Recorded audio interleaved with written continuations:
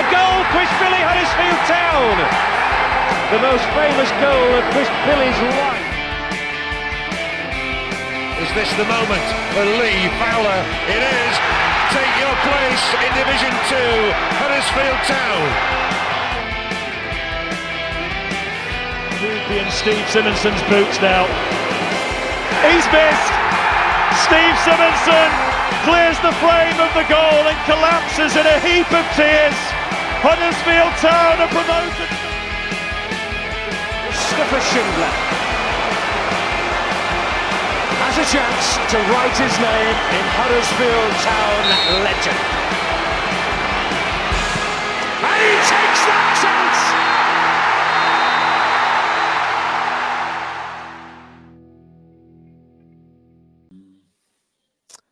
Hello and welcome to the Andy Takes That Chance review show. This week it's bothering Rotherham as Town slip to a first defeat in a lacklustre second half at the New York Stadium.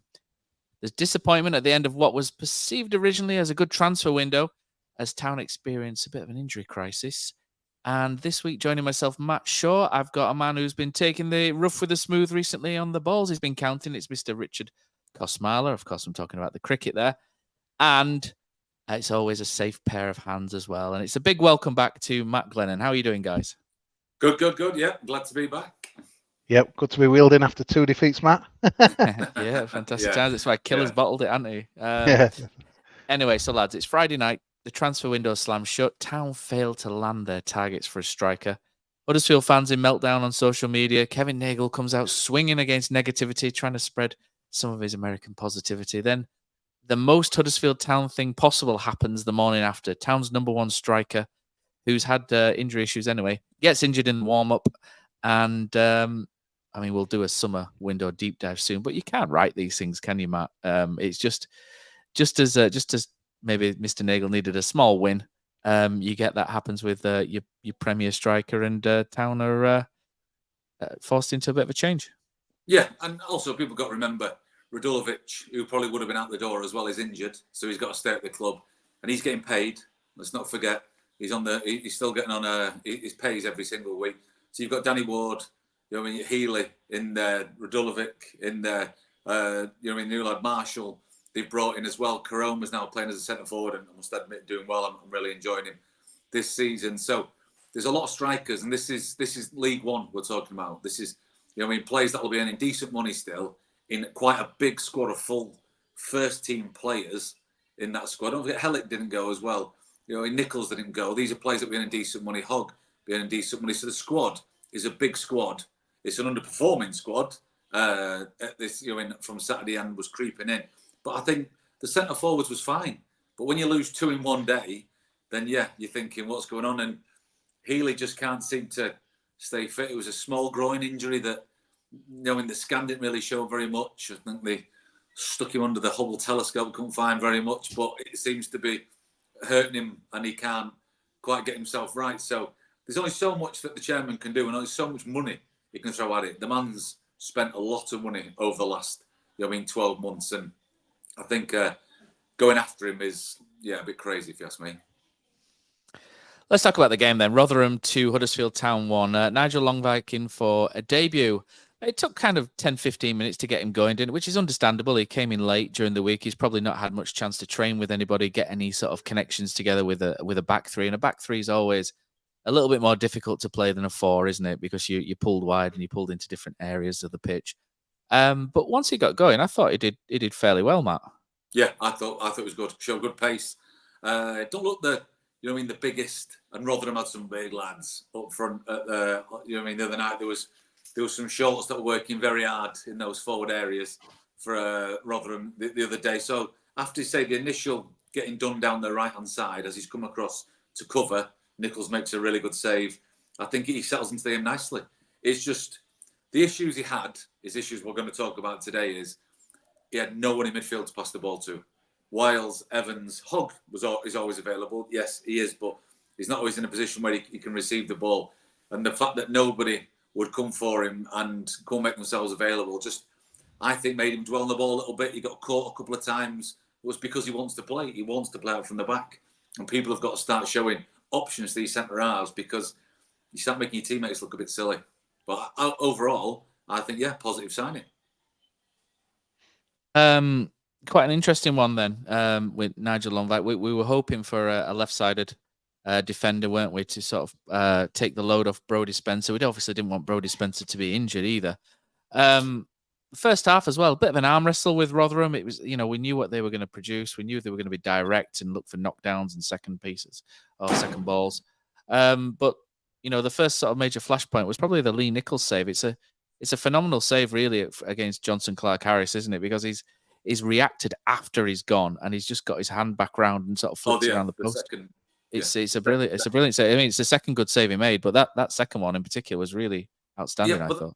But that comes from, again, a referee mistake, and one he admitted was wrong as well during that game, because he made Longvite stay off the pitch when he changed his shirt. He changed his shirt during a foul, during a break in the game, and then he's made him stay off the pitch, and that's the area Longvite would have been to make that challenge. And he's got in there, as you say, Clark-Harris, and Nichols has done superb because he stayed big, and Clark-Harris is a big lad, and Nichols knew he was going to get smashed when it was coming towards the 50-50, but he just throws that big hand up and just makes a really, really good save. And you're thinking, it's going to be his day. We talked on the show that Nichols might not have much to do, strong team, looking good. Rotherham haven't scored a goal yet, so we got it, massively wrong about what sort of work rate he was going to get that day. But he did really well as a goalkeeper. I've seen them games where you make them saves, catch them crosses. I mean, a bear pit of an atmosphere as well in the stadium. You're thinking, right, I ain't getting beat today. Unfortunately, didn't finish out that way. But he contributed a lot in those first 20-25 minutes. Kosi, like I say, arm wrestle, almost like rugby league, wasn't it? Where you stick up your jumper and run up the middle. It was just one of those sort of games, and I mean, Town should take the lead really as well. Tom Lees misses a sitter there. Really, I think he jumps a little bit early, doesn't he, and gets under it. But really, you would expect him to score maybe there. Yeah, disappointing, mate, and there'd been a bit of a smash and grab, a bit like when obviously we'll talk later on when we did take the lead. But yeah, disappointing, Matt. I mean, did quite a few Rotherham previews with guys last week, and they were a bit down in the dumps. But I just thought, I wasn't fooled by that whatsoever, and I knew Big Steve would have him up for it.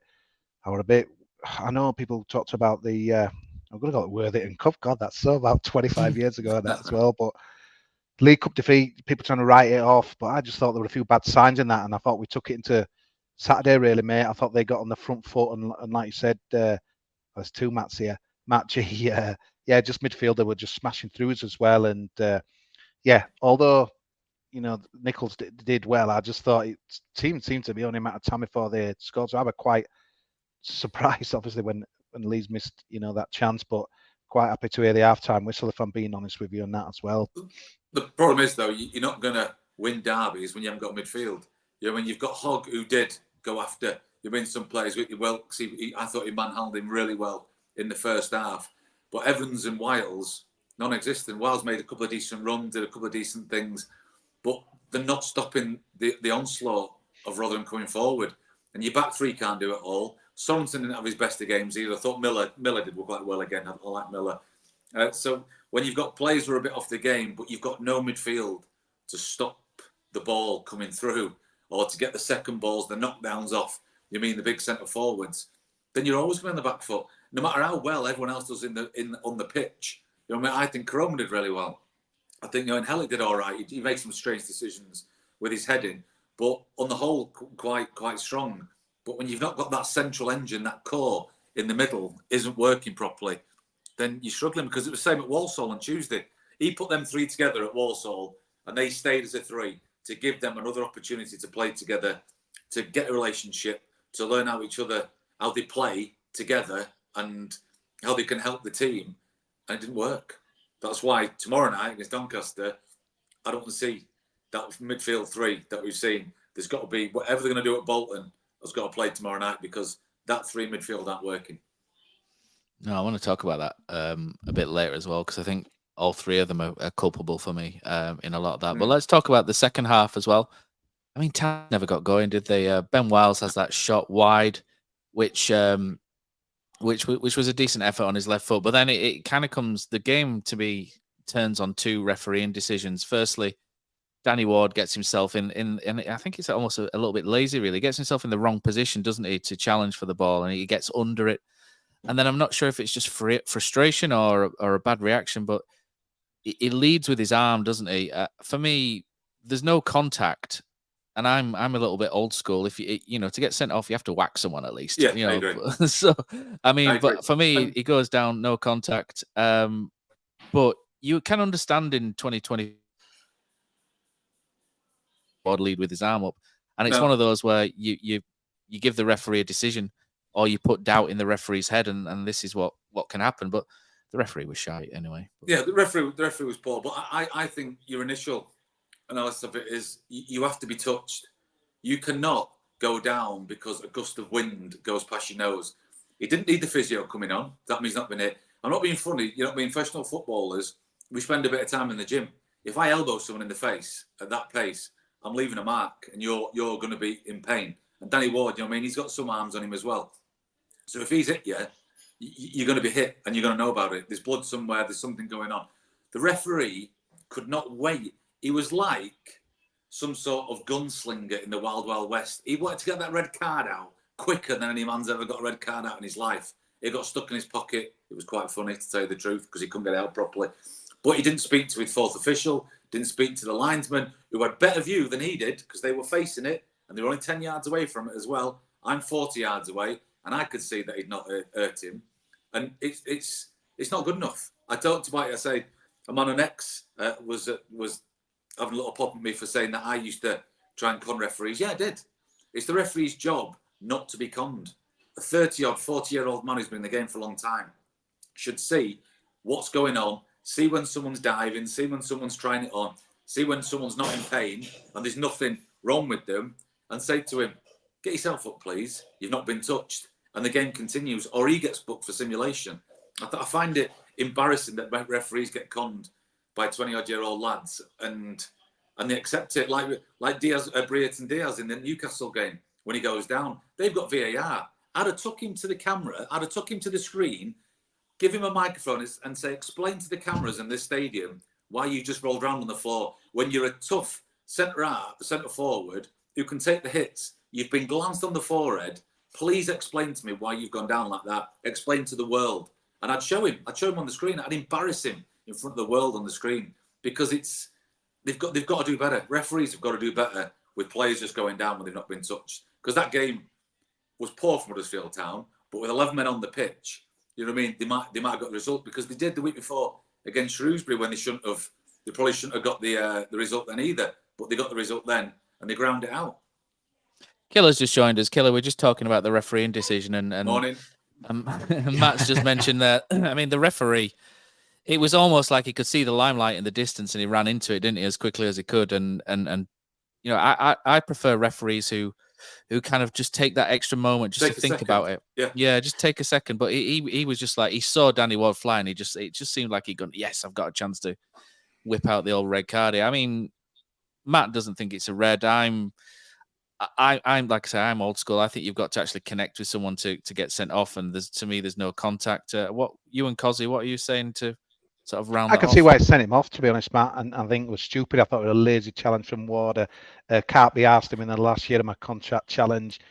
Can't be asked attitude, which I think we've seen for a bit, to be honest, from him, mate. So I'm more disappointed with him. I get, I'm surprised at League One level, maybe that's given us a red. I think in the Premier League you expect him to go, but you want to see more contact, don't you, really? But honestly, I can see why I give it, Matt. I think that's how I approach refereeing decisions now. I can see why all things are given. I can see, because he leads with his arm, he does that. But if he doesn't make contact and there's nothing there, then it's not sending up. You can't. That's like saying, you know what I mean? I nearly kicked someone 10 feet away from me, and I threw my leg at him, and then I get sent off.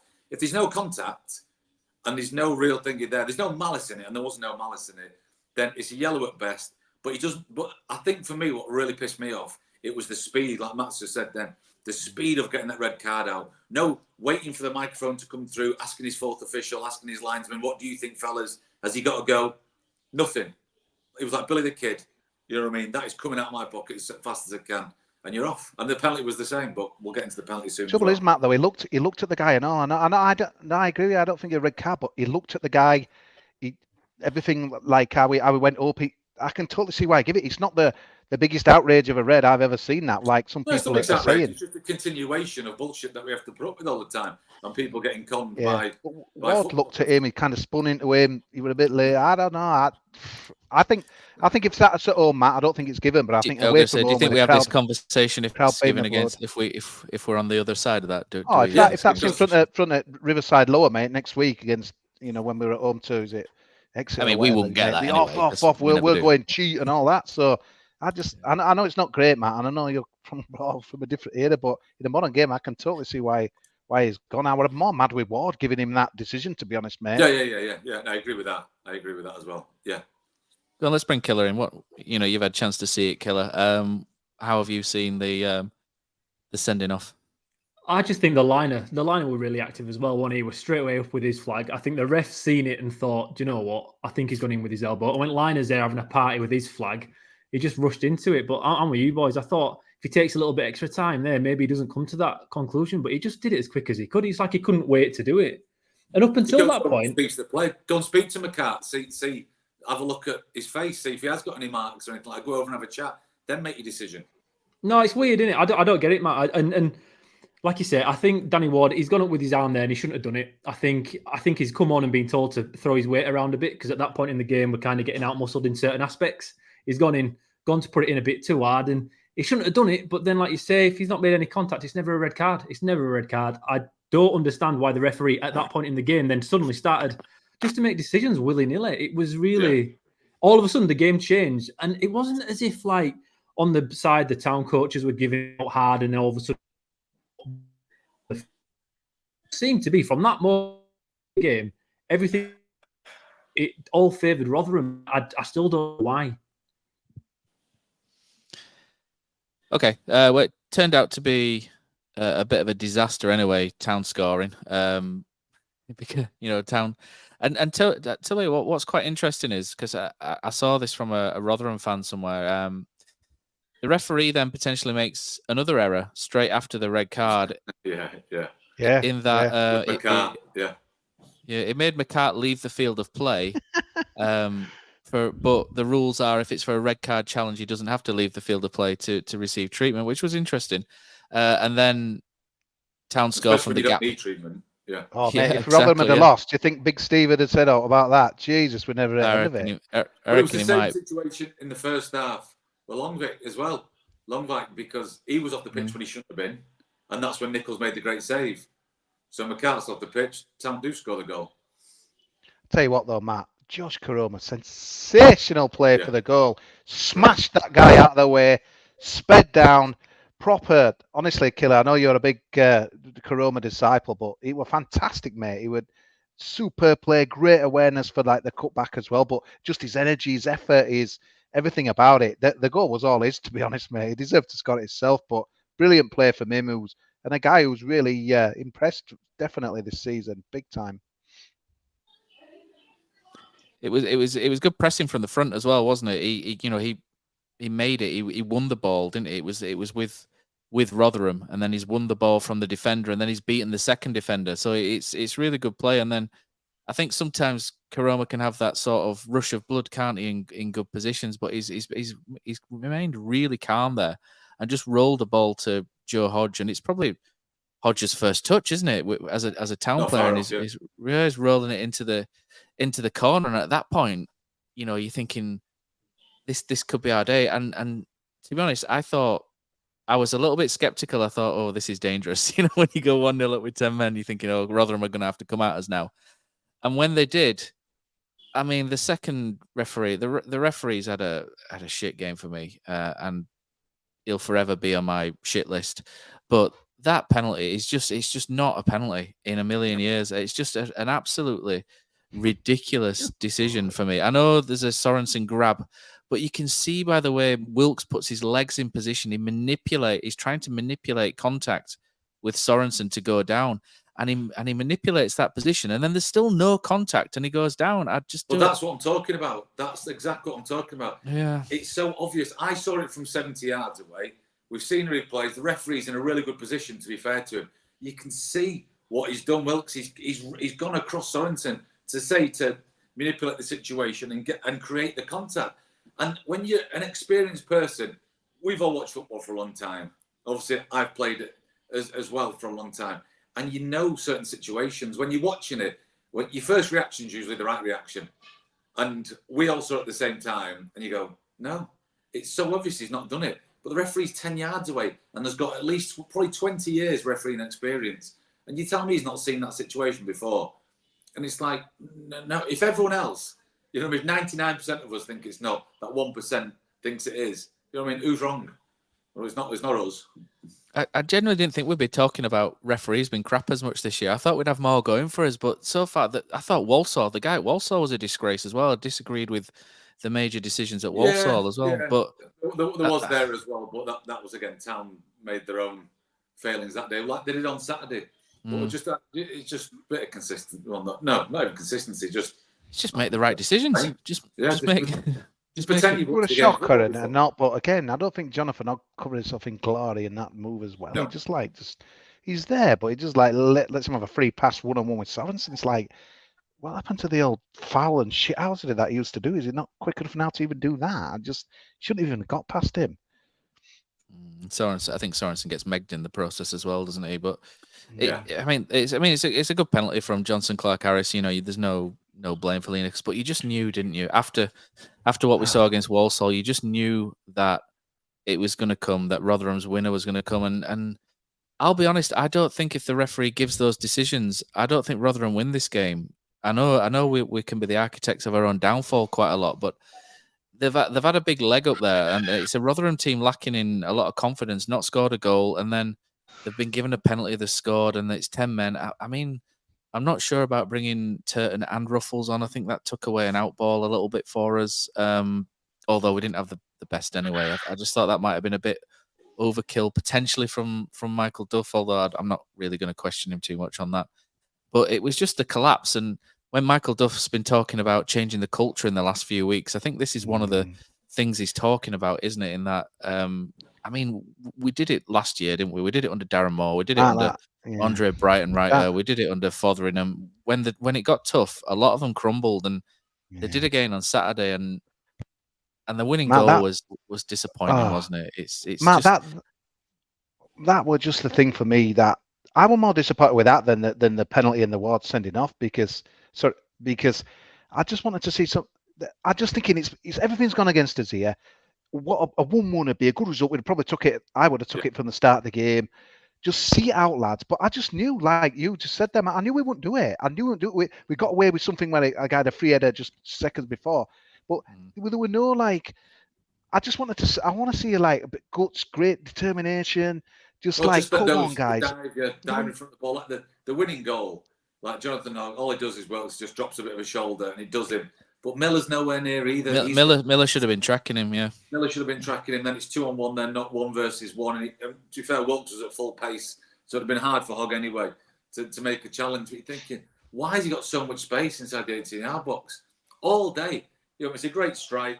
I think Nichols looks back at it. He might think, near post to an extent, but it's more towards the middle of the goal. So it's not true near post anyway. And he absolutely leathers it. He went through a couple of people. But I'm just thinking, how can someone have that much space in a derby in those last few minutes, whenever it was they scored? You're thinking, no, you can't have that kind of space and that sort of time inside the 6-yard box in a derby. I must admit, just going back to the Town goal, I'm glad they did score, because all those Town fans that turned up to watch a game selling out as well would have had nothing to cheer out, because Phillips didn't make a save during the game. He's not the save to make. So at least they got that flashpoint of a goal and a great celebration. You know what I mean? It was really electric when Hodge put the ball in the back of the net. So if they'd not had that as well, wow, it would have been a really disappointing day.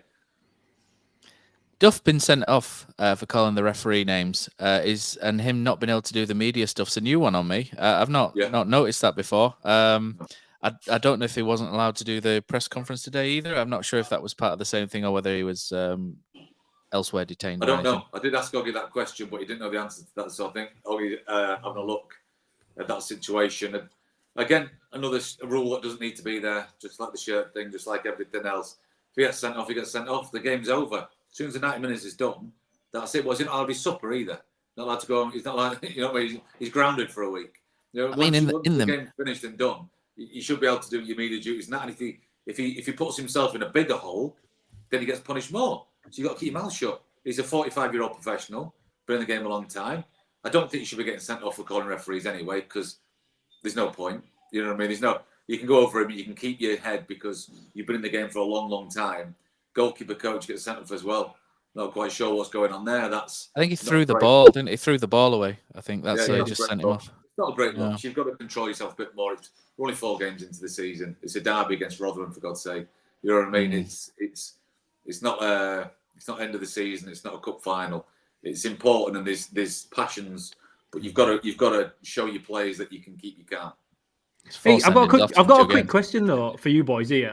Are we at a point now? I know we're only 4 games in, but the second half against Stevenage wasn't great. Second half against Shrewsbury wasn't great, and we've ended obviously Walsall midweek was horrendous. And then you can say it doesn't matter because it's a cup game. But then yesterday's second half, obviously we weren't great again. Is this becoming a pattern? And do you think this is a problem that we actually have? Or do you think it's more unfortunate events that have done it? Because for me, to say last pre-season they spoke about how unfit we were and that we were time on the golf course and all this kind of talk.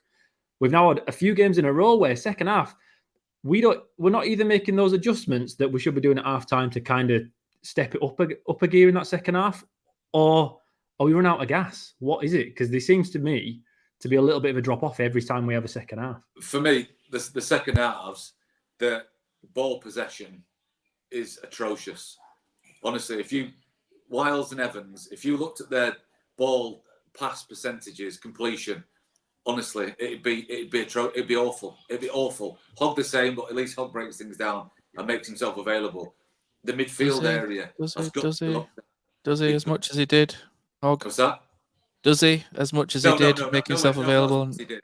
But at least he's brave enough to say I'll have the ball when there's other people not getting anywhere near even wanting it, and there's no options for anyone. I just think if you looked at the Walsall game, Evans kept getting the ball and trying to feed it down the line all the time.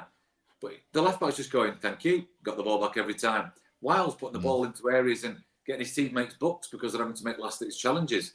It's, you know what I mean? There's a real lack of understanding in the team still. And, you know what I mean? Duff's, I like Duff, but he's got some work to do. He has got some serious work to do because that is a squad full of, you know what I mean, a lot of first-team footballers, and he's got to find himself a way of sorting them out because pre-season might have been all right and all that crap, but pre-season.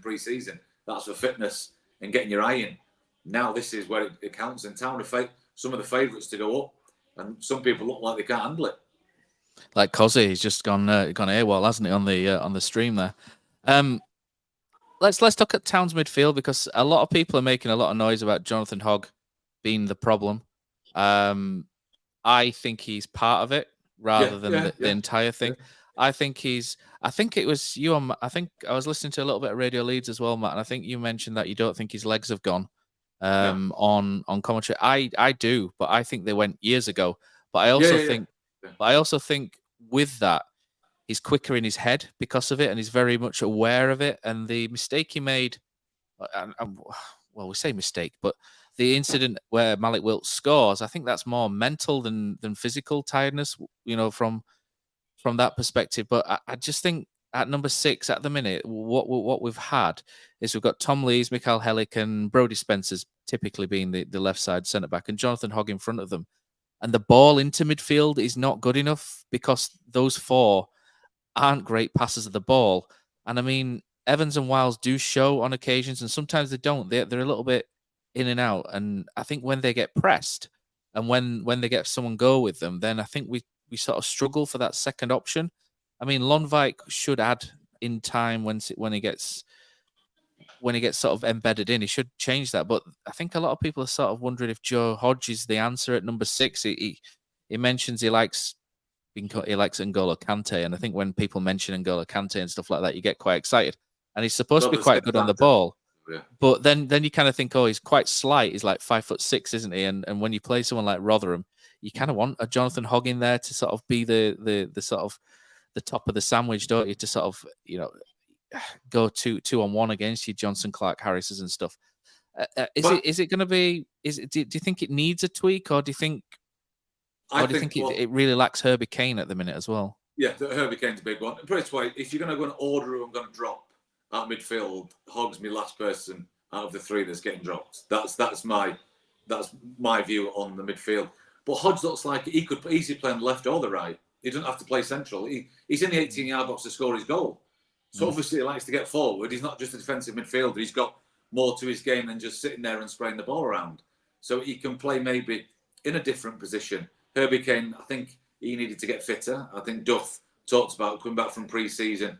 He was not quite as fit as he'd like him to be to play in this side. So hopefully he's going to get there now. They've got a little while with the international break to get to Bolton. And he's a talker as well. Herbie Kane's a talker. You can hear him on the pitch giving direction, telling people where to go. And that's another reason why I'd struggle to drop Hogg, because no one talks.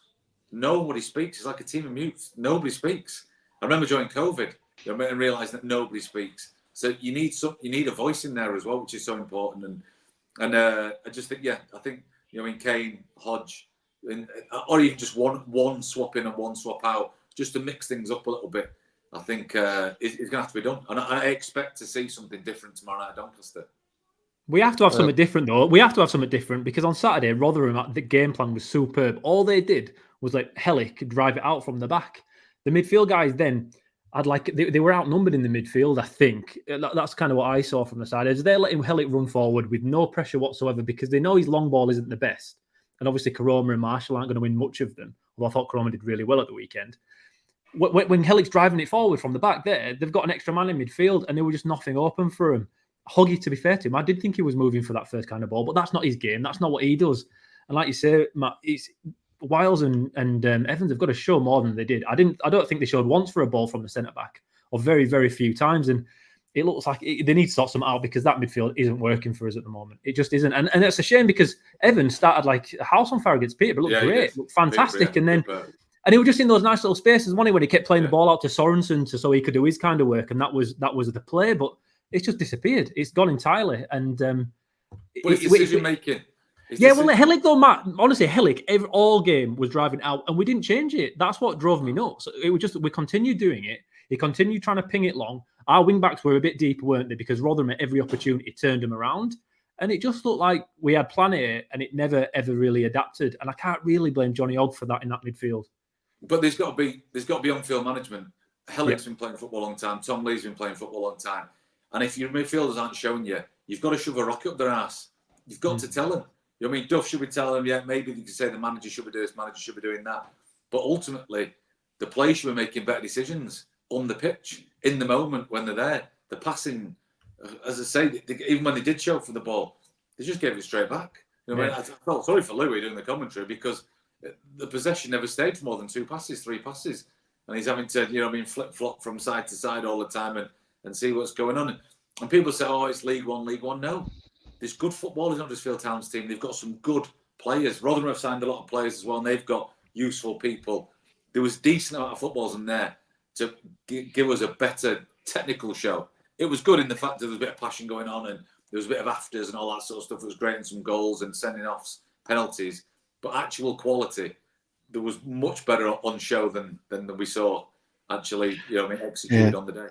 The start's been underpinned on it by Miller and Sorensen, and it would obvious someone were going to do a job on it, which they did on Saturday, and then we didn't.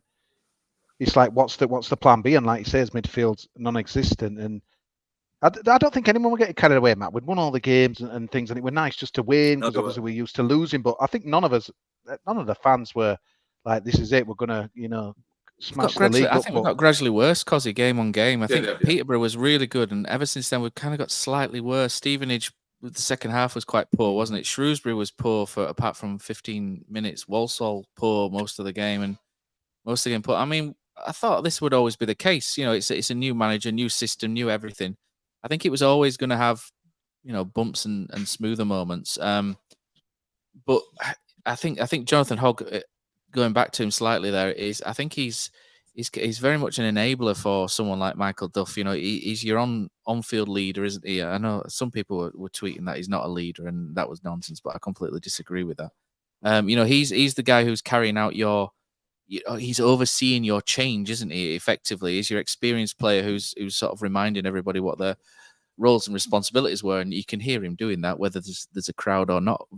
I thought when Carlos Corberán came in, that was Hog done. For me, I thought, oh no, there's no way he's going to play Carlos Corberán. He kind of was a little bit. He moved him to the back, didn't he? He got player of the season. You know what I mean? Yeah. It's scary. He's like bloody. I mean, he just makes comebacks after comeback all the time, and I just don't think he's the major. I don't think he's the main problem. I really don't think he's the main problem in there at all. I think there's so much more going on that is just inconsistent. You know what I mean? He just gets it because some people like him, some people don't, and that's what it is. He divides the room, and that's fine. You can't please everyone. The Chris Jericho of Huddersfield Town killer is Jonathan Hogg. Let's talk about let's have a look from the Rotherham side then. So Matt from the RFUC pod, Rotherham United on New York Talk, got in touch with us, and he's just put a little minute or two together from the Rotherham side and how they saw how the game went. It's one of those games that you go, where do we start with that one? Nothing really happened for whatever it was, 60 minutes, whatever it was, and then our old mate Danny Ward lit the fuse, didn't he? I think in the end it's probably a fair result. I think we were the better team. I think we deserve the win, but obviously there's lots in between 1 and 90 that is to be talked about. I think the red card's right. We'll quickly go through it. I think the red card's right. I think he's very, very late. I think he's caught McCart's head, potentially with his own head, Danny Ward. But I can see why his referee's made the decision. Danny Ward's given the referee a decision to make, and that's the one. That's the one he's chose. If it was our player that had done that, I'd be very happy with Danny Ward or our player that did that. I think the penalty falls into category of incredibly soft. If that was given against us, I'd be very, very, very unhappy. But at the same time, I can see why the referee's giving it. He's holding his shirt again. He's given the referee a decision to make. But yeah, if that's given against us, I'd be very, very, very unhappy. I was, like I said, I think we deserved the win. Malik Wilkes caused your fullbacks all sorts of problems. We had two or three other players that I thought played really, really well.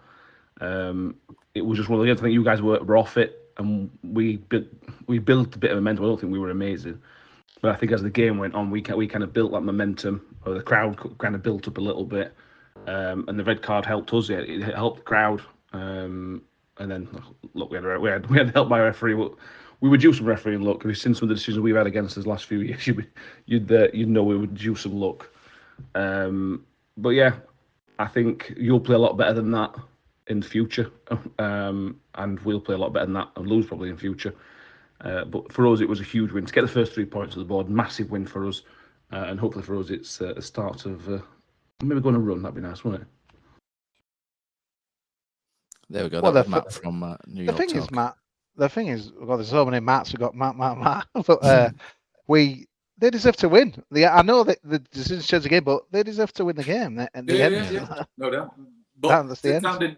Town didn't deserve to win against Shrewsbury so much. Shrewsbury had a chance in the first minute. No. They could have done that. And then, obviously, they had a couple of good chances as well. Nichols made some good saves. But grinding it out is great. But you can't grind it out and play against the ref a little bit as well, and 10 men and do all that sort of stuff. You can be shit and win. But I did say on Saturday before the game, shit and winning, it will come about in the ass at some point. And it did. And Saturday was the time to go and bit them, because there's just a little bit more quality in Rotherham's team than there was in Shrewsbury, Stevenage team, and they took advantage of it.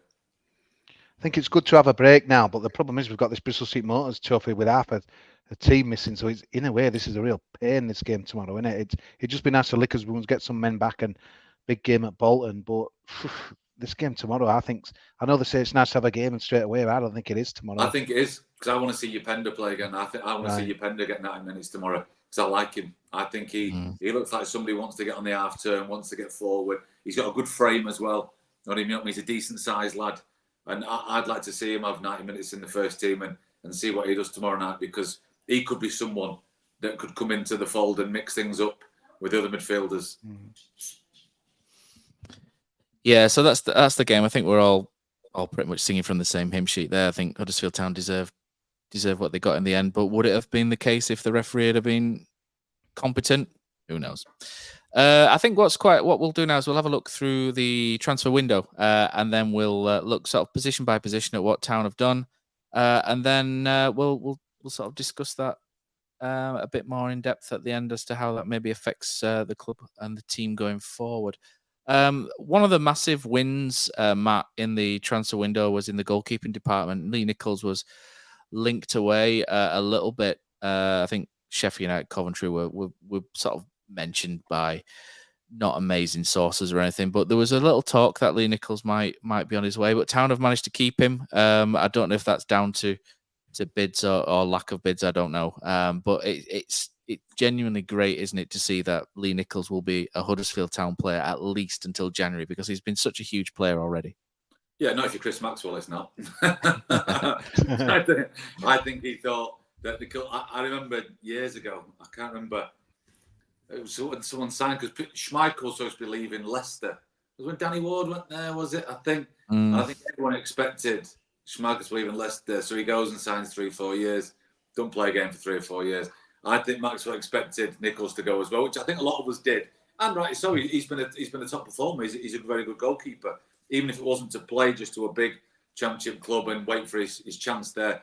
I think the fact he stayed is really to do with the chairman and everyone else's ambitions, because I'm sure there'll have been little bits of bids, little bits of, like you say, people talk. It's like, no, if we don't get the money we want, he ain't going anywhere. Same as Hildred, same as them. So to keep him in this division, and he showed on Saturday with the saves that he made, the crosses that he took. He's a big character. He's a quality goalkeeper. I think it shows the club's ambitions that they've not been hocking all these, players out who they may have got some money for, could have got the wages off the wage bill to then go and spend on something else. They've gone, no, if it's not right for us, we're keeping him, and we're going to try and get out of this division at the first attempt. We're all very happy with that goalkeeping. And to be honest, I don't think there's many, or if there is a better goalkeeper in the division, it's great news for us. Right wing back Sorensen, great signing for us. I know he didn't have a great game against Walsall or Rotherham, but we've seen enough, haven't we, so far, Killer, that last Sorensen will be a real threat down that right hand side. His delivery in particular is really important, and if you get the right players in the box, then he's going to supply for them. He's fantastic. Although I do think his defensive frailties showed on Saturday, probably for the first time. I think it's probably the first game where they target him a little bit. And to be fair, when we signed him and he'd played the first couple of games and we've seen him pre-season, I'm thinking to myself, how have Lincoln kept hold of him for so long, right? And then seeing his defensive work at the weekend, you kind of see where the little chinks in his armour they kind of are. And that's what you've got to expect. We're a League One club. We can't go out and buy the finished article. You have to buy guys in that have a little bit of problems here, there and everywhere, and you hopefully can cover it up with better centre-backs on his side to cover him a little bit better. But he's been great going forward. He looks really, really good when we get the ball. He's trying to whip it in. And like we spoke about, he has that little play when Evans plays it into him. And then Sorensen's clever, though. He don't just whip it in. There's nothing worse, is there, when someone smashes it down the wing as fast as they can and then smashes in across without looking. Sorensen doesn't do that. Yeah, exactly. Time and time again. And on the stats, it looks great. They've put in 12 crosses. And Sorba Thomas sometimes was guilty of this. Sorensen doesn't do that. He picks out who he's passing to when he's going forward. And in a team like Town, who hopefully as the season goes on, we do dominate games more and more, he's the perfect wing-back for you to go forward with. And on the left, you've got Mikael Miller, Kosi. I mean, we were given a sort of the Plymouth, when we did the signed, sealed, delivered episode, the fan from Plymouth wasn't overly fond of Mikael Miller, but I think he's coming in. He's looked really sharp, and I think he's been a surprise. If you take Aaron from Plymouth's word as gospel, I think you're quite pleasantly surprised by Mikael Miller, because Jaheim Headley must have thought he had a really good chance of starting, but Miller's sort of nailed that position down for now. Yeah, and I think you saw Headley's shortcomings are still there, obviously. The Poundland Stadium last Tuesday night, but yeah, he's good, Matt. And I think obviously Plymouth just said he's just injury prone, really, which sounds like quite a lot of our squad as well. But he's been really good. He seems a good character as well, I think, mate. Yeah. When you hear his interviews, I think that's important as well. And it feels a little bit of an upgrade on what we've got, really, where I wasn't so sure, when we've signed him. So yeah, let's hope it can stay fit, mate, because the alternatives, as we saw last week in the cup game, is not good. So yeah. Well, Ruffles is more of a traditional left back, really. He's not really a wing back. He has scored some great goals against QPR the other year and stuff like that, but he is more your traditional left. He's filled out a bit, hasn't he? Yeah, he kind of he played there for Oxford at left wing back, but since joining us, I think he's just kind of, as you get into your later 20s, you tend to put on a bit more mass, don't you, up in the shoulder, and he looks a better left centre back now than. Leaner, so I don't quite know what you're talking about. Yeah, I can't claim that. Yeah. But that's what'll get you to Bolton, Matt, with that walk, mate. Well, the proper walk, unlike what Steve Chicken doing. Well, I've been out doing my training walks. I've done a few this week. I've got them out again on Wednesday. But no, I like Miller. I think he's a bit of all action. I think he's a better defender probably than Sorensen as well. He's not put as many balls into the box that have created goals, but he's put some quality in the box. He did on Saturday as well. He put a couple of good ones in. He did the other. Well, he wasn't at Walsall, was he? The game before. And yeah, I think he is not great because I think you're right. He's Headley in portions can look really strong and really dangerous, but again, he's someone who consistency is not really his strong point. Centre backs again for Lee Nichols. We were happy to keep Lee Nichols. Just as happy to keep Mikael Helik as well. That's he made 10 clearances against Rotherham. You can see, the importance of Mikael Helik in the middle of that back three. He's an excellent player at this level, and he's going to be here till at least January as well. Again, we don't know if there are any bids or anything, but don't you find he's started the season strangely though? Because at Peterborough, I thought someone's playing there that is on his way out because he is not committing to these challenges, these headers, and he got done a few times in the first few minutes. Was it Jones up front for Peterborough? He was like he was going to get done by. He was aware of the pace, wasn't he? Yeah, but on Saturday, but then he went too tight. Then he dropped off too much. Then he went for the headers and didn't get there. And on Saturday, the same. He kept pushing all the time, pushing the players, and he got done a couple of times because then they got the little flicks or they did that. Matt's been booted. Helik's marked him out. He's chucked him out. I think Mikael Helik just cleared you as well. I think that's 11 clearances, Matt.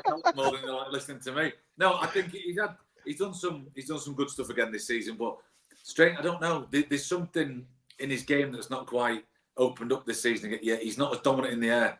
I think it's because they stood 15 yards higher than what they were last season, and he's or do you think it's to do it? He needs a leader with him. Like we've got this new leadership group, haven't we? And Helik's not part of it. Is he not a leader? I don't think in that group of 5 players. No, he's not. But he was last season, wasn't he? And if you're saying he's quiet on the pitch and he's not that kind of leader, does he need to have somebody closer to him to be able to make him play? Like I like to refer to it as a centre back 1 and a centre back 2, where you have your quieter guys that go about the business, but they need somebody there to tell him. And Tom Lees, I'm kind of guessing offers that a little bit. Maybe Matty Pearson does when he plays, and he's not really played very much. Maybe that could be a bit of a drop off.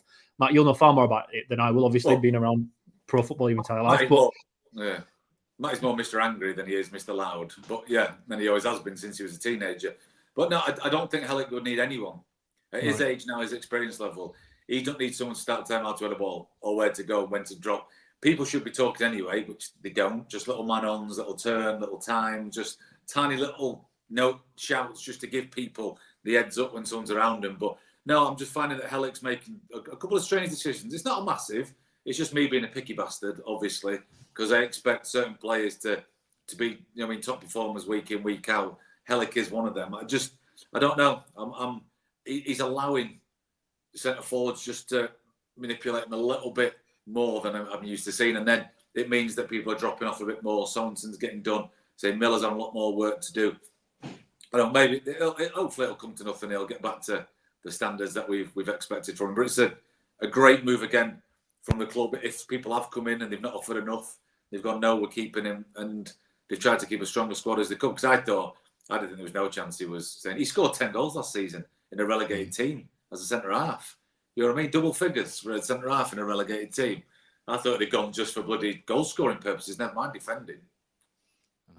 Maybe start him up front against Doncaster because we've got no strikers. But partnering him when everybody's fit, you look at the Helik, Lonvik, and then Balker trio there, and you think that could be phenomenally good at this level. I mean, Tom Lees, Matty Pearson, Ruffles, Brodie Spencer have all got something to say about that. They've all got their own qualities, but that Balker's made of tissue paper, so there's no point.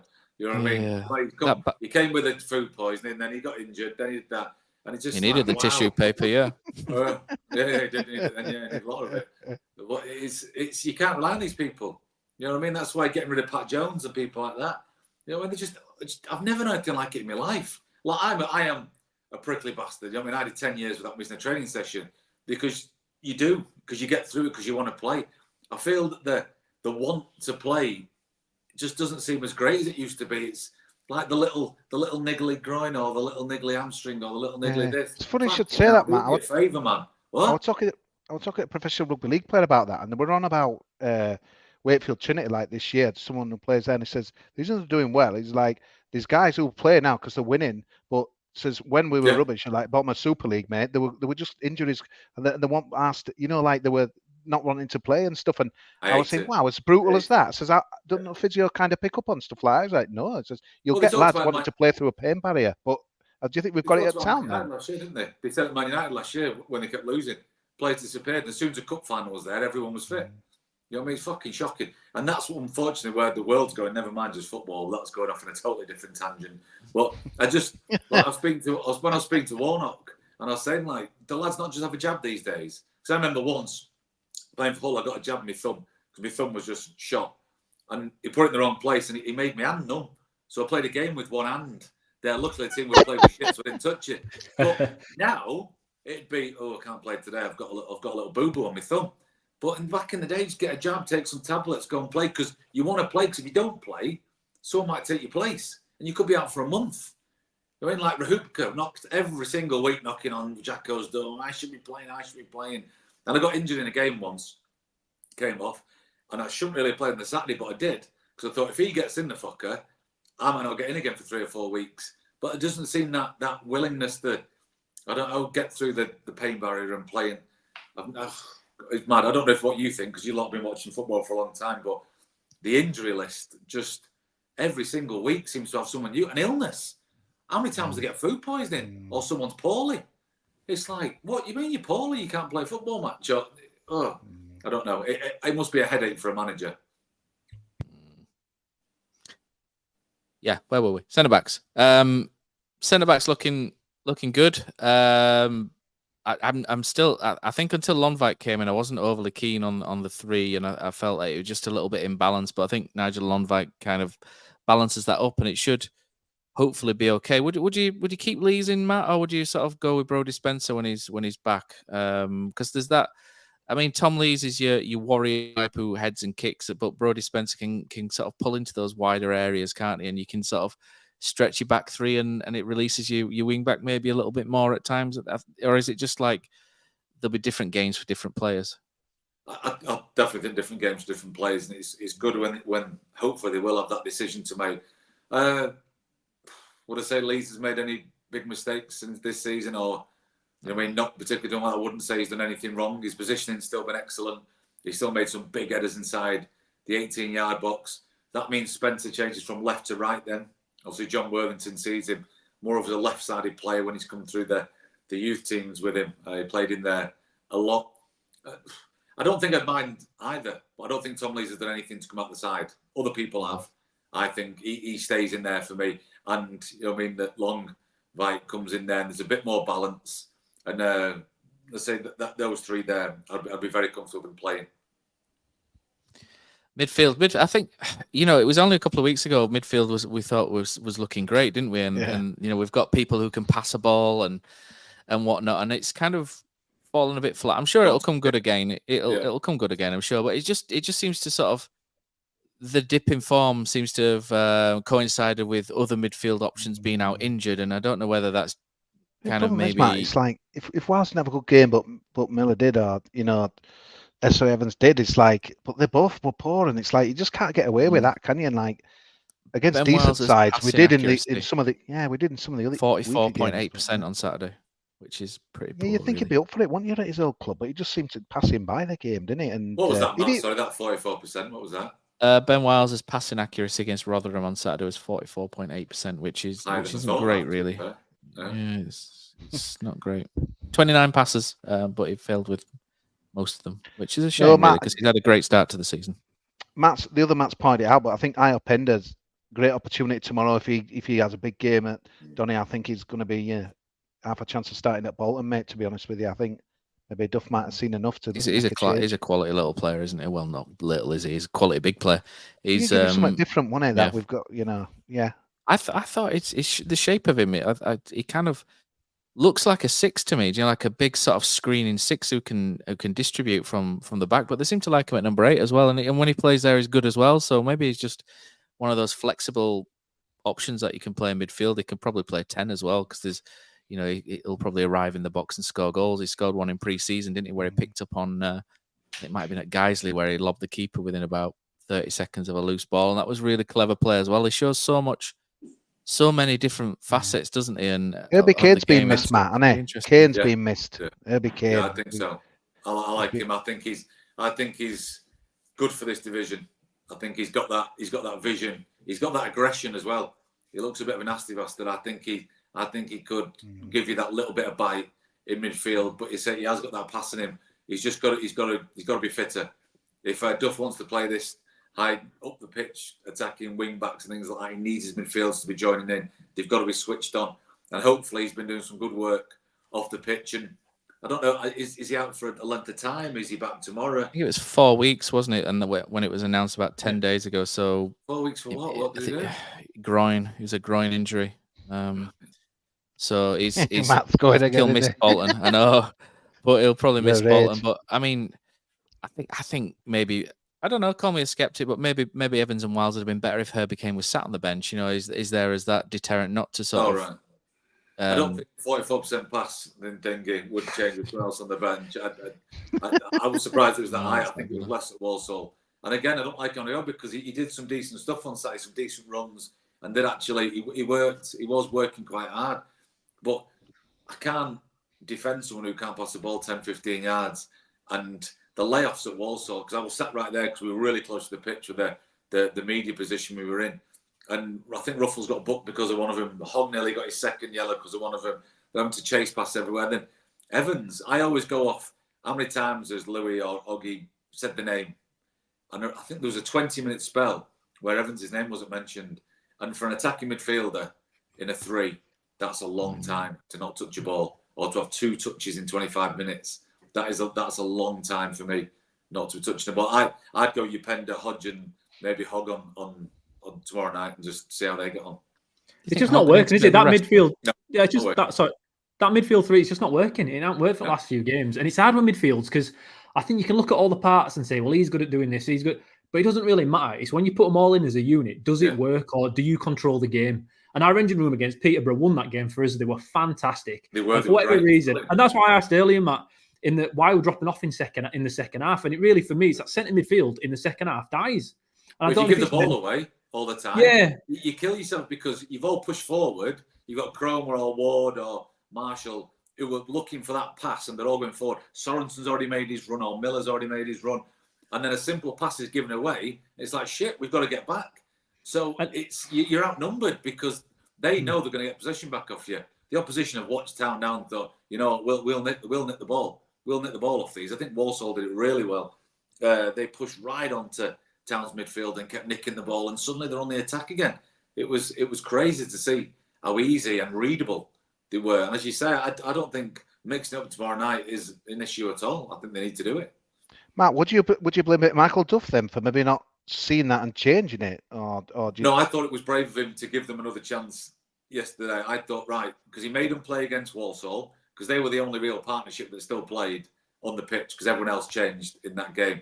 And I thought, he's given them another 70, 80 minutes to really get to know each other because individually, they are there's a lot of decent players. Wiles has struggled for a while now, but he did start the season all right.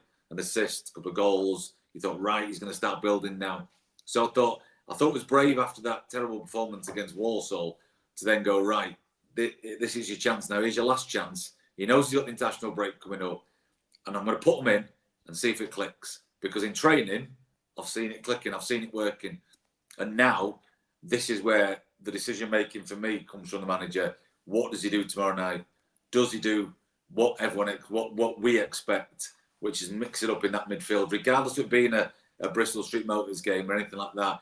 This is a dress rehearsal for Bolton because he needs to do something different. And they have to play together, not on the training ground, but in an actual stadium in a proper match. So you do have 10 days as well, don't we? Because there's no game on Saturday because of international duty. It's not the same. Training's not the same. Because obviously that midfield's looking good in training, but not doing it on a Saturday. tomorrow's a real live match situation where he can actually experiment with a different midfield, and then they've had minutes together before Bolton. Okay, so Joe Hodge came in on transfer deadline day, just before the transfer deadline day, I should say. And what do we know about Joe Hodge was the question. Not a lot, just a little guy from Ireland, or little guy from Manchester who plays for Republic of Ireland, we should say. So I went in search of answers, and I spoke to the W12 podcast, who just doing a couple of minutes on how his loan went at QPR. Hello, Ben here from the W12 podcast, QPR fan. I've been asked to give a minute or two voice note on everything Joe Hodges. I think you signed him in the transfer window. Difficult for me, if I'm honest, because he didn't play much. He played 8 games, and within those 8 games, not many minutes. It's a shame, really, because it all started really well for him. He signed on transfer deadline day, and then in January, and then started the Saturday, which I think was the Friday, and played the Saturday, something like that. And he came on and scored the winner against Blackburn away, bursting run through the middle of the park, and really good finish. So there were real high hopes for him, and it looked like a really good signing. I believe we thought that we were getting a midfielder that could do that, break the lines and get forward, because that was what he did. But it turns out that actually he was more. He couldn't do that again, and it's really difficult for him because we had Isaac Hayden and we had Jack Colback, Sam Field, so it was really difficult for him to break through those 3 midfielders, and he himself admitted that he felt more comfortable playing in a more defensive role, being a bit of a Colback type player rather than the further forward of the 2 or 3 midfielders, which was where we were trying to play him. So he couldn't really break through those 3 during the season. They were all fit. They all played really well and were fit for towards the end of the season. So it was difficult for him. Couple of games he started, he didn't go great for him. I think one game he got taken off at half time. Certainly a player in there. I think League One is absolutely a league he can excel in. He's tidy on the ball. He's tenacious. He'll get stuck in. He'll want the ball. It's just, I guess, where you play him, where you see him playing in your team. But yeah, look, good lad. Really great lad. Whenever I've seen him or spoken to him or seen him in and around the ground and stuff, no issues with him. Wasn't playing much, but never, there was nothing about him being unhappy or anything like that. I think whenever he was called upon to come on and do minutes, he was always great. So I think it's a really good sign on the loan, and best of luck to him. And I'll be trying to keep up with how he's getting on. Cheers. There we go. So thanks to W12 Podcast for that on. Sounded familiar, Matt, didn't it?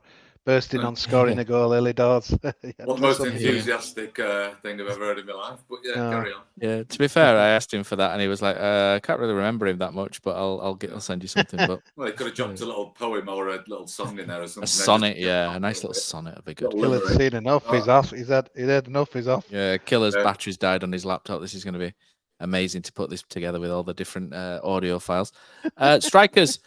Right, so I might play devil's advocate a little bit now. This is not necessarily what I think, but if the owner spends a lot of time doing his diaries and tweeting, etc., talking about strikers and firepower, and it's out there that you're looking particularly at the likes of Joe Taylor, etc., then I think fans are naturally going to be a little bit disappointed when you don't sign a senior striker and you don't get that over the line. So I do kind of understand a disappointment about the end of the window. I think people have gone overboard on a lot of it, to be honest with you. So I do understand that. Marshall's come in. I think people forget we've brought in Callum Marshall, who's a striker who's decent. He is a youth player, or a young 19-year-old player, we should say. And I think, do we look at the striker situation, and it's just sod's law, isn't it, that they all get injured just as you let 2 of them go out the door, and you failed to get Joe Taylor. And to be honest, looking at Kevin Nagel's tweets, and it sort of overlaps with the story as well. It doesn't appear to be Huddersfield Town's fault. Joe Taylor's come up to Canalside. Luton have let him come, and then whatever's happened at Luton's end's fallen through, and they've called him back, which is a little bit annoying that Luton have said, yeah, you can have him. Oh, no, you can't have him. It's a little bit shit from Luton, to be honest. So I do think there's been a bit of an overreaction. I understand it, but I do think it was still an overreaction to a point. Are we good enough up front is going to be the $1 million question now. Josh Karoma's been fantastic so far this season. But Matt? For me, it's a circumstance there, and it is massively over the top, and the aim should really going after the chairman and that. People have remembered Radulovic as well, who they paid, £1 million for. He's sat on his backside doing nothing, and he's getting paid. Don't forget, he's getting paid, gets his wages, full wages. So you've got him, Ward, Healy, Karoma, Marshall. This is a League One club as well that have managed to keep hold of Nichols, Hellick. You know what I mean? Tom Lee's in there. All players that are on decent money, good professionals that play Championship, Premier League football in Hog's case and things like that. So there's a big, vast squad of players in there. They've managed to get Healy out. I know, got Pat Jones out, but they'll be on, you know what I mean, 2 bob compared to some of the other players in there. So there's a swelling in the squad of players. There's a big squad. When they changed for the Morecambe game, virtually 11 first-team players played in that game. When he changed 9, you know what I mean? So it's. I think you have to be very careful what you're asking for. They were willing to bring another striker in from Luton, which would have cost them decent money as well. They've been shafted by Luton, which is naughty, because they thought they had the man. They thought it was there. He was willing to lay out the cash for another centre-forward, which have made it, 6 centre-forwards at a League One club? With all the defenders they've got and midfielders they've got, and you know what I mean, the players they can bring in as well, and improvements they've made to buying a new pitch and making sure the environment is great for the players and everyone as well. You know what I mean, I'm not a happy clapper for anyone, but when you've dropped down a division and lost as much money as Town have by dropping out of division, having a few clowns as managers that you've had to pay off probably as well, which is just horrendous decisions. I'm not going on about them because I've had quite a good day today, so I don't want to spoil it. I want to talk about Mark Fotherham now. Fotherham's not even my worst one. So Fotherham's now gone to number 3 of my worst one, which is amazing, really, isn't it? Yeah, I mean, after. Yeah, God, absolutely embarrassments. But anyway, so I think, he's massive on top because he has put his money where his mouth is. Last January, signed 2 strikers. Again, we didn't realise how injury prone they were going to be because coming into it, they weren't that injury prone when they came in. And just, I don't know if it's the food at the canal side or the grass or the footballs are made of concrete, but there's something that's happening where it's just too much. There's just too, remember Arsenal years ago? They ended up changing all the pitches at the training ground because they thought there was something going wrong. Town just seemed to have an abundance of injuries constantly. And you can't blame the chairman, you can't blame the manager, the coaches. It's just, I don't know, weird. I spoke to Chris at Bolton and they've got 8 or 9 out injured as well. So it seems to be, it's not just Huddersfield Town. It seems to be. No, it's not. No, it's football not. thing, isn't it? It just seems to be. A few years. Remember, I think it was Colbrand's squad that time just ripped to pieces. He had so many players. Hamstrings all over, wasn't it? Yeah. Darren Moore had a lot of injuries, but I think that was just people falling asleep at his team talks. I think that was nothing to do with anything else. But yeah, the football coma. But no, it's. I think it's anyone who's chucking any sort of vile stuff out there needs to give their head a good wobble and then maybe put their hand in their own pocket and do something. I mean, you do lose like 8-9 million quid, don't you? Anyway, in TV revenue from dropping from the Championship to League One, anyway. Yeah, so and pay ups and players. Don't forget as well, guys. We were Alfie May were coming pretty much, and obviously then Millionaires Row steamed in and took us off, but that were pretty much. Heading our way as well, so I think it's pretty unfair, really. It's kind of like it's a shame as well. He's been on fire for them, hasn't he? He's scoring pretty much every week. That's a shame, that one. Well, the intention is what it is, and stuff. And I've seen now people like, oh yeah, these are the free agents and this, you know, Ladapo and a few others and stuff. Are we that desperate? It's a matter of just holding in there while 1 or 2 of these gets fit. But I think people are just writing them off, aren't they? And it's like Radulovic, once he gets fit, he'll be injured again. And Radulovic has got to do it, hasn't it? He's got to. I think Radulovic has got a bit. I think the bits I've seen of him, I think he's got a great touch. Great touch. I think he could be handy.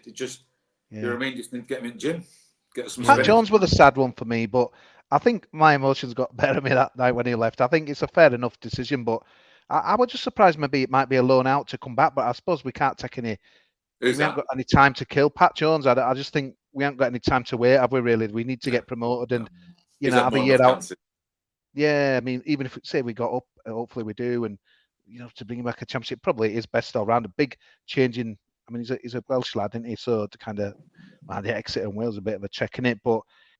a bit of me was sad, Matt, just because how he started. And I remember Johnny Buchan commentating that game at Norwich, and I remember him, wow, this Pat Jones, what a guy he could be. And he was something different, wasn't he? And remember he had that. Injured.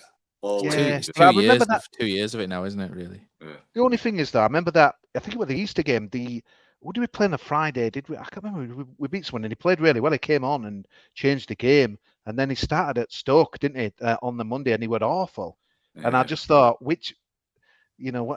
but I was still sad to see him go, but obviously he wasn't part of any plans. And fair play to Duff, he's been consistent in saying, look, I'll have conversations with guys and tell them they're not involved. So Harriet's obviously one of them, Audley, and he's not being surprises, but there's no point keeping people and just, you might be involved. He's an honest guy, is Duff, and he's just telling people. So I think people are saying, well, hang on a minute, we're getting rid of all these strikers, and then the injuries, it looks worse than it is. I have no problems with that. What's the point of just, Kean, just hang around. Sod you. He'll just got an unhappy player there, hasn't he, Matt? It's like just training his ass off. He's never going to be involved when everyone's fit, and there will be soon. And the other thing with Pat Jones, quickly though, is he plays as a winger anyway. We don't really play attacking wingers. He does the style of football Pat Jones plays. Where would he fit in Duff's 3-5-2? I just don't really see it. Brodie Spencer might be another one that could fall foul to that in a few months' time. But under Duff's system, Pat Jones didn't ever really fit into it, so it was kind of right that he had to move on at this point. Yeah, I think so. Yeah, so in terms of strikers, then where we sit, how does that this window? How has it altered, Matt? We didn't really get your pre-season predictions, but how has it altered where you thought Town might finish at the start of the season from to now at the end of the window? Now you know who our players are going to be. You know what the squad's going to be. You've had a look at the early sort of pace setters of the division. I thought. Before a ball was kicked, I thought third place for Town. I quite liked Bolton for automatic, but they've not exactly started phenomenally well, but I'm sure they'll come good. Does the striker situation maybe make you think it's tougher to get the top two than what it would have been if a Joe Taylor came in? Slightly. My pre-season would have been the same as yours. I'd have said top three. Because I was happy with what they brought in and what they kept, and as long as they did but what I'm seeing, it's not the strike situation. Again, I feel like I'm just repeating myself, but it's the midfield. It's the midfield that are doing it, because I think Danny Ward will score goals if he gets in there. I know, because not a big fan, but I think Healy does stay fit. He'll score goals. Marshall, my God, I think he could have. I think he could have a good year. That lad. I think he's got a lot about him. Great creation and goal scoring. Corona, I think, started the season superbly well. I think he's that little bit of class, which will get Town a few more goals than other clubs can afford, someone like him. So I think that's fine. I just worry about, the non-existent midfield with the pass completion rates, of some with a wooden leg. So it's hard. It's hard to now be 4 games in and be honest about what I thought, because I honestly thought top 3 was going to be banged on and it was going to be a fight for that second or first, and that's it. But something needs fixing, and it needs fixing quick. So at the minute, I'm still going top 6, but I would have gone for the fighting for the top 2, maybe finish third. I'll tell you what. Go on, Cos. Is Kosi frozen? I can never tell if Kosi's frozen because he never moves. Bolton is not really on the start. Anyway, so yeah. Honestly, it's like Virgin Media, don't ever get a broadband with Virgin Media. It's the worst signing I've ever. It's worse than Fotheringham, Darramore, and everyone front together, man. Andy Ritchie, the Virgin Media Mobile, never get it. Stick to Sky or Plus now, wherever you are. But yeah, no, Bolton away. I just think you couldn't probably have a worse game, could you? Because they'll be wanting to turn their season around. It's tricky. I know what you're saying, Matt. Like now, I've probably changing my mind about tomorrow night. I'm thinking it's a game we don't want, but I think like you say, it's a game to get stuff ironed out, get it right, and get it ready for Bolton. So that's got to be taken probably seriously, probably more than I respected it, to be fair, tomorrow. Killer, what about you then? In terms of you were quite, I wouldn't say outspoken. You weren't outspoken. You just thought Town might start slowly and finish kind of 6th, 7th, 8th, didn't you? I think from memory. I thought we'd start really slowly because we were relegated in embarrassing fashion. January, everyone spoke about how well great transfers were made last year, and it just fell apart from there on in. We got relegated well before the end of the season. Over-delivered last January, and it didn't look like it on the field by May, did it? It looked awful by the end. And I just think mentally we looked shot. I thought mentally the team was fragile. And we'd start this season. Peterborough away, Matt, turned out to be a perfect fixture because obviously they've gone through a lot of players, but I think if we'd have played them like today after they've had a couple of games, it'd have been a tougher ask and we might be in a different position again today. I thought we'd start slow, and then Duff typically does start slow with his appointments in the past, but then he gets it together and they go on a bit of a run. So I expected us at this point to not be as advanced when it comes to points on the board as we have got. And that's why I said 7th initially. And then after the first couple of games, I reevaluated and thought top 4, top 5. Birmingham's going to run away with it still. They've spent so much money, and whilst they still don't look great on the field, you know when they do get it up to pace, it's going to be tough to chase them down. And there's always another team, random. Stockport, really good. So there's always going to be a few teams here, and I just thought we haven't solved all the problems, and again, they'll be mentally fragile. And I'm kind of there again. I think looking at the opposition we faced so far, if you don't make the top 6, it's going to be an abomination, isn't it, really, for what the players that we have and the guys we've brought in and how much money Nagel's put into it, really.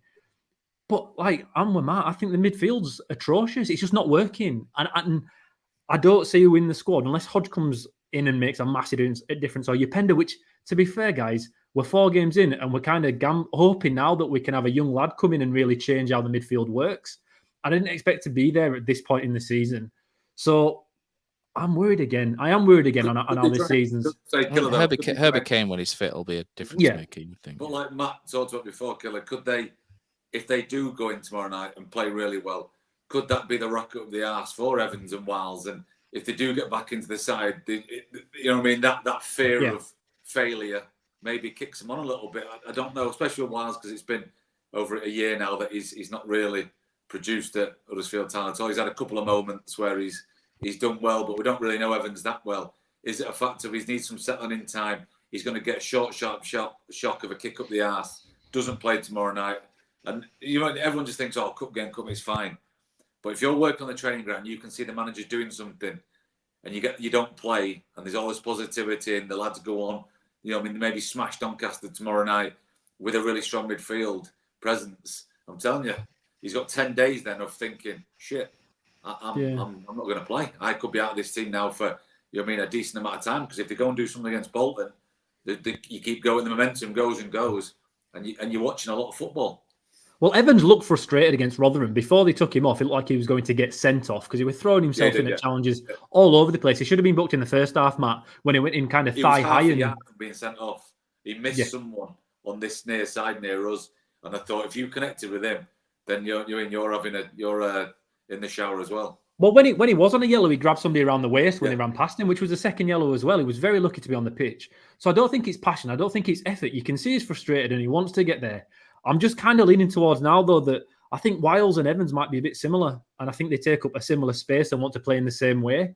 And with the makeup of our team, I don't know if it will work. And Herbie Kane might be the answer, but then however long he's going to take to get back in, and hopefully Hodge can come in or Upenda tomorrow. But I'm with you. Tomorrow night is massive to try and sort out how that midfield works. But it could, you don't know who it could be. Like we had John Russell come in years ago and do it, but Corburn at that point, Matt, where at the end of the season, he no one really expected him to come in, and all of a sudden he kind of just changed that dynamic a little bit. Even though individually his own ability wasn't the best, it's just the balance. We looked better when he was in the team. I thought I'd be delicate around that one, Matt. But maybe we can find something a bit better than that, to be fair, tomorrow night. But we need to find something extra, because at the moment, Wiles and Evans, to me, I think they're a little bit similar, and I think that's what the problem is. I was going to make a point, I know some people have been throwing around free transfers, haven't they, and sort of saying, over to you, Kevin Nagel, go get one of these.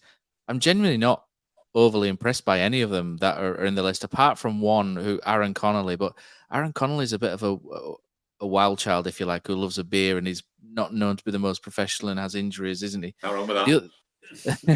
But the other ones that are on the list, I'm just like, well, these guys are going to want 10, 11, 12 grand a week, and they were going to 3-year deals. They're not just going to play until Who is it? January until you can sign someone else. Chuck on the list. Chuck us a couple of names out.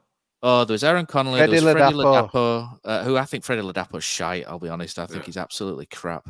There was Lise Mousse, who'd been at Sheffield United. There was Tyler Bury, who's not scored a goal in League One before or the Championship. There was someone else as well, wasn't there, Kosi? I think it's as well. Beggars can't be choosers. No, but are they better than what we've got? I don't think they are. I don't know, because I don't know half of them, to say the truth. But if they want to take 12 grand a week, you ain't got a job, and you're taking 6. So those agents are going to be reading and going, these lot are going to be desperate, aren't they? So they're not going to. Lucas João, but he's always Kenneth Zahora, garbage, rubbish. Yeah. Honestly, Kenneth Zahor. That's such a poor name, isn't it? Do you remember that game against us when we got promoted that season? He were he were awesome, wasn't he? Absolutely ruined us. But he's done nothing since. And Zhao's always injured as well. He is decent, but he's always injured. You could sign Lucas Zhao. He played 2 games and he'll be out for 6 months. You don't. But what you can't do is you can't sign a bad character again.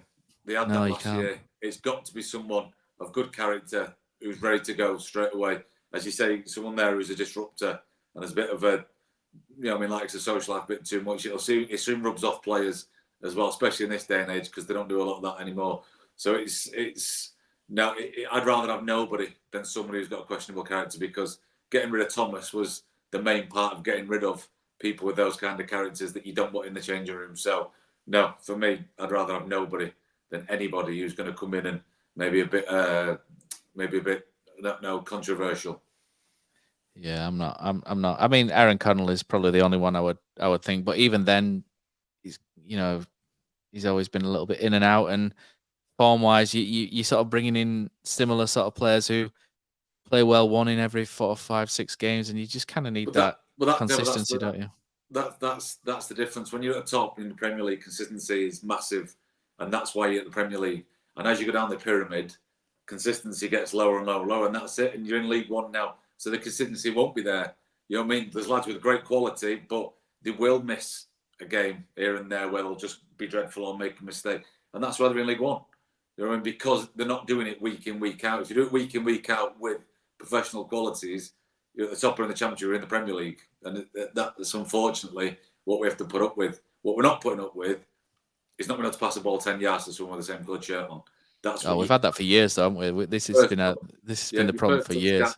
Second touch can't be a tackle. You know what I mean? It's these things like that are just basic professional footballer traits. The reason why millions of people can't do it is because they haven't got those skills. The fact that they are professional footballers means you should be able to control a ball and pass it to somebody more often than not who that you know.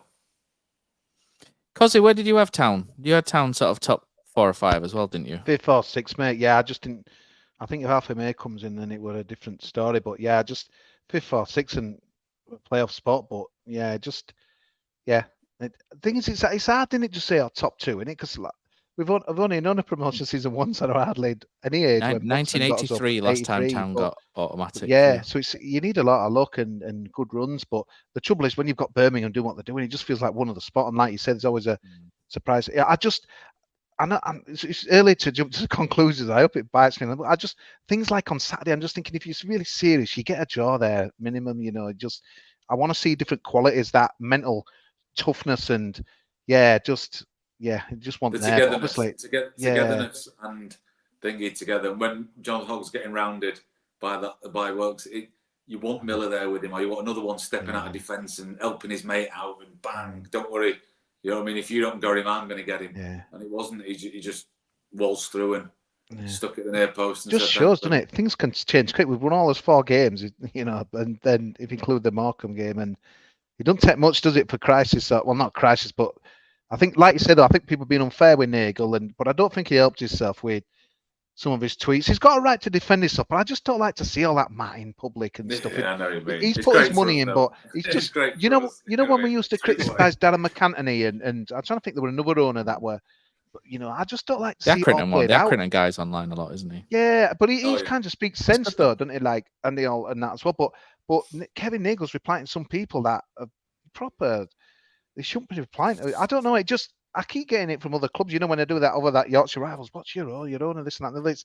And I've never been a fan in life, never mind football, just people washing the dirty linen in public. You've seen them Facebook posts, haven't you, when someone just randomly up, what a shit day, and then, are you all right, and all that. We're getting to that stage now, and I think it's Tim Pot, to be honest with you. But at the end of the day, he's put his money in and he can do what he wants.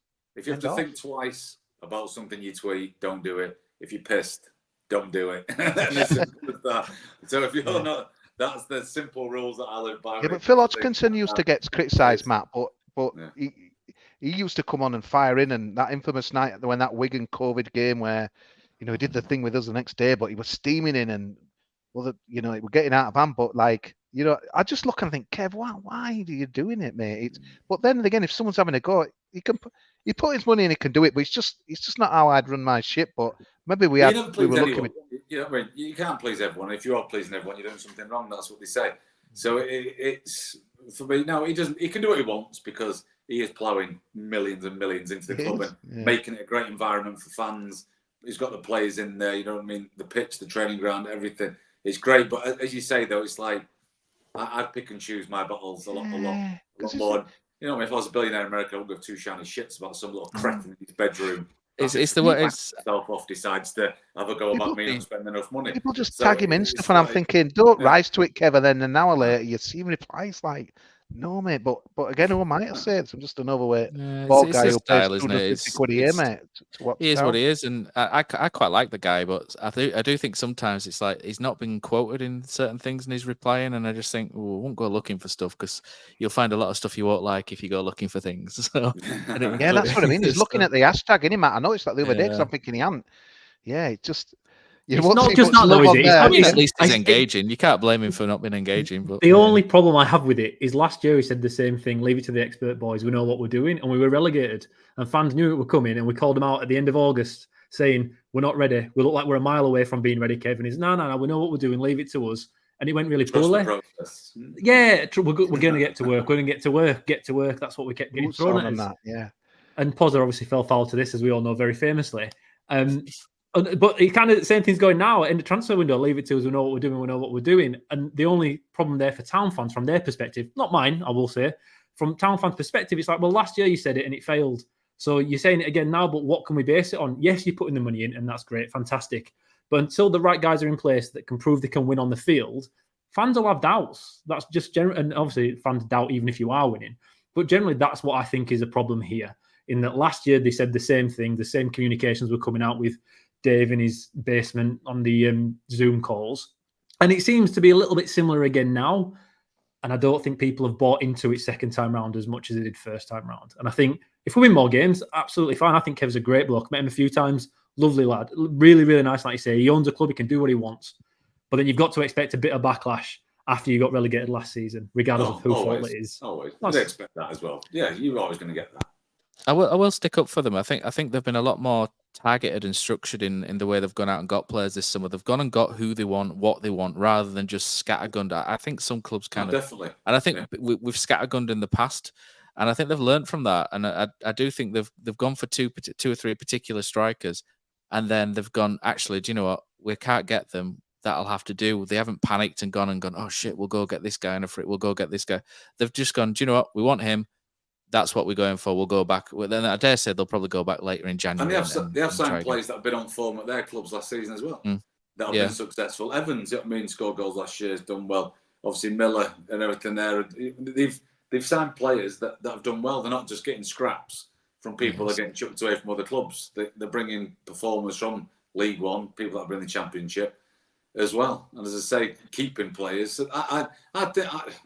I'm disappointed how the way they're playing because I like Duff. I saw him at that fixture breakfast thing, the way he was talking. I like what he was saying, honest players, come with me, you get looked after, this, that and everything else. I thought, yeah, he's someone you can get on board with.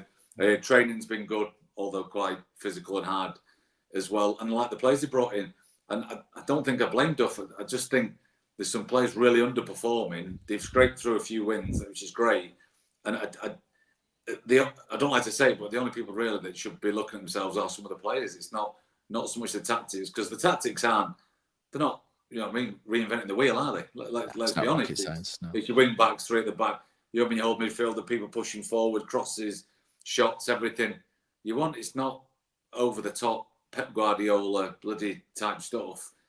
It's the people who are actually being told to do it who aren't doing it properly for him on the pitch. Yeah, I don't think we've got much more to talk about this week. It's a decent window, I think, for us all. Matt, you're doing the walk to Wanderers, and unlike others, you're doing it properly. I'm doing yeah. So, how can people sponsor you on this?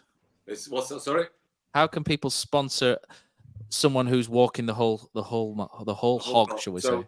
If you go on my socials, like so, from Facebook, Twitter, or Instagram, everything's there. Just Matt Glennon 27, or you can find me quite easily. And I've got a Just Giving page on there, and it's just felt nice. I've only had it going a couple of days, but I've been out, got some miles in, walked on from the me Sal and Emily all the way to Hepworth, home further the other day. I did 15 miles last Wednesday. I've got another 15, 20 miles to do this Wednesday, and then I should be ready. So 25 miles we're going from the town to Bury Village Hotel, 25 miles, and then 10 miles the next day into obviously my first professional club, which was Bolton, where I spent the first 5 years of my career. And that as well, obviously, it was Burnden Park, not the Reebok. And then we moved into the Reebok later on. I'll always call it that. I know it's not called the Reebok now, but to me, it'll always be the Reebok. It's the Reebok, yeah. Yeah, always be the Reebok. And I'm looking forward to it. Tough Sheet Stadium now, Matt. It's a great name, that. Tough Sheet Stadium. Tough Sheet Stadium. Yeah, it will be tough shit by the time I get there. But I'm looking forward to it. I enjoy my challenges. I'm doing the 3 peaks the week after. But I enjoy it. Look, me and the fans will have a good chat. A few beers on the night time. Dunny's doing a quiz, apparently. He's doing a quiz in the village on the night. Yeah, he loves I've heard quite these interactive things that he does. So I'll try not to have too many beers, and then look forward to the Saturday. Brilliant. So just if you see that, chuck Matt a fiver. It all goes to a great thing, doesn't it, Matt? So Matt, just give what you can. Just a quick one from me, mate. It's sad passing the Sol Bamba yesterday. It's horrendous, 39. I just looking through some of my photos the other day, and there were one we were playing Leeds, and Harry Bunn, he was a corner, and I just got this picture. There's like Sol Bamba was 6'6", Harry Bunn's like 5'4", he just like he's up to his bottom of his chest. He's like got his hand on him. He's like, "Come on, mate, look after you." But terrible, man. You come across really well, don't you, on his Sky stuff and that as well. And no age is that. It's so sad to hear that. A few lately as well, aren't they? So not good. Yeah, just as I said, I don't know if he's looking after yourself. Obviously, that's why I do my walking, do all my things. You try and drink your water, you do your exercise, you try and stay away as much as you can from alcohol. Don't always help, but try and keep yourself fit. And hopefully you touch wood. You know what I mean? You get through. But no, real shame. Kosi, just before we go, you've been taking in some HTFC women games, haven't you? Yeah, we're going next 2 as well. You've seen a couple of decent games, haven't you? Yeah, just a tip for anyone going to stuff. So make sure you park in the don't be walking back through that forest at 10 o'clock at night. It was like in the dark. I thought I'm never going to come back here, but I've just come from there now. I've just come there watching it. So I've just done my academy at Stolzo, but the under 12s Huddersfield Town girls were playing Bradford, and one of my girls, Summer, was in goal, and I saw her pull Wildy off before it came. So nice. the setup was fantastic, and they all seem to be thriving over there. Yeah, it was great, Matt. Honestly, they've got new manager and new players, and it was great to watch. It was a great game. I went on Thursday against Doncaster Bells in a cup. They changed the team. They went behind, and then they ended up winning 4-1, but it fattered them a little bit, but all watchable. And yesterday they played Norton. I don't know, Norton and something and that as well. And Stockton or something, isn't it? Yeah. Stockton, and they were 2-0 down and drew 2-2. But something's buzzing there. It's an interesting place, Storsov, and no one's ever been. It always makes me think what could have been. Maybe that should have. I know Canal Side's easy for the motorway. It should have been the training ground because it's a beautiful. Part of me thought it should. You've got so much. Yeah, it reminds me of real Sociedad in like a forest and beautiful views and stuff. Honestly, it's like Hogwarts. It's like it should be a Quidditch pitch there for Hogwarts or something, shouldn't there? With the train and everything. It's great. I think that's it. I think, Matt, are you getting the call? I think you're getting the call to get off as well. No. I'm just being activity because they're very noisy people in this house. So when I try and say, everyone be quiet just for an hour. Don't quite work. For nearly 2 hours, this. Yeah. I know. Great. Matt, thanks very much for having us on and to come on more often. It's always great to have you on the podcast. Thank you, Kosi, Killer, thanks very much. And we'll be back this time next week.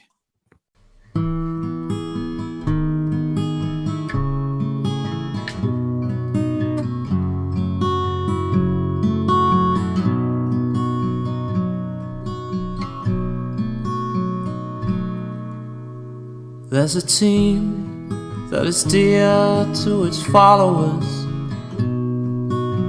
The colours are bright blue and white. They're a team of renown, and they're the pride of the town. And the game of football is their delight.